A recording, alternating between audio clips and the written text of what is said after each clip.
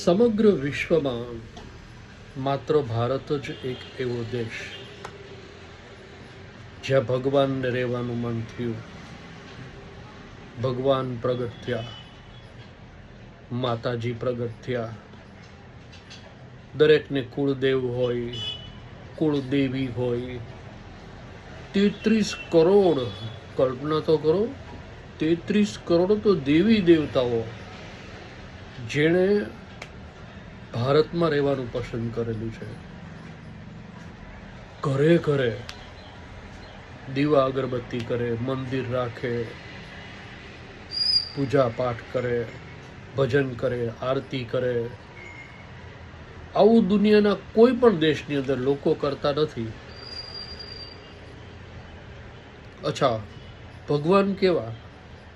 અચ્છા, ભગવાન નડે. માતાજી તો કે માતાજી નડે છે. કેમ ભાઈ, માતાજી કેમ નડે? માતાજી હોય નડે કોઈ દિવસ? અચ્છા, પિતૃ નડે, સુરાપુરા તો કે નડે. કંઈક તો થોડુંક તો લોજિક આમ ન લગાડાય કે આ બધાય ક્યાં હોય, ક્યાં રહેતા હોય કે તમને આવી નડે રાખે? તમારે 5મી પેઢીનું નડતર છે,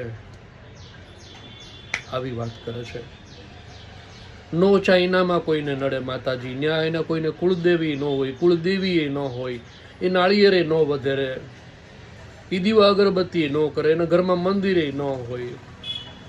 પણ સુખી આપણા કરતા ક્યાંય વધારે એ લોકો. અને અહીંયા ખીચડીના તૂટતા હોય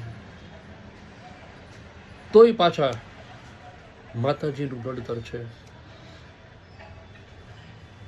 કલ્પના કરો કેવા ફસાવી દીધા તમને આ બ્રાહ્મણોએ.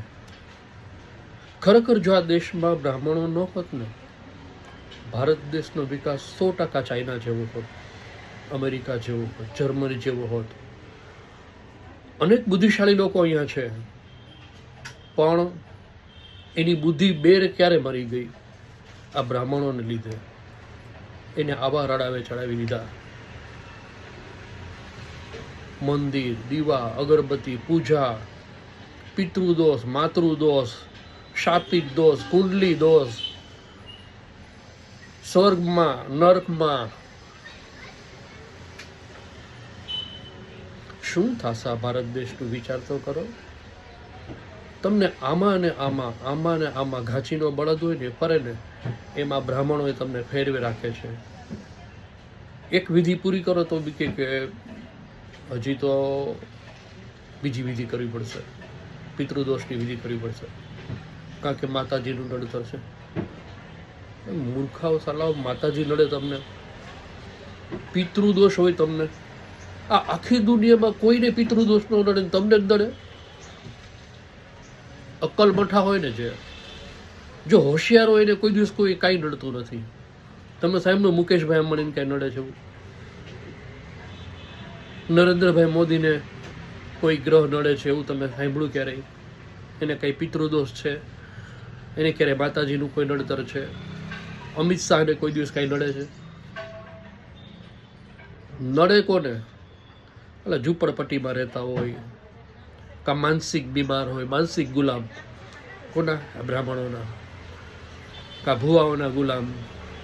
ઘરે બોલાવે ભુવાને, ઓલી બાઈ એમ કે આમ દાણા નાખે હળદના, જા તારું આમ થઈ જશે. મને દેખાય છે, ગૂગલ મેપ હોય એવી રીતે વાત કરે, મને દેખાય છે. 6ઠ્ઠી પેઢીનું નડતર થયેલું. હવે 6ઠ્ઠી પેઢીનું.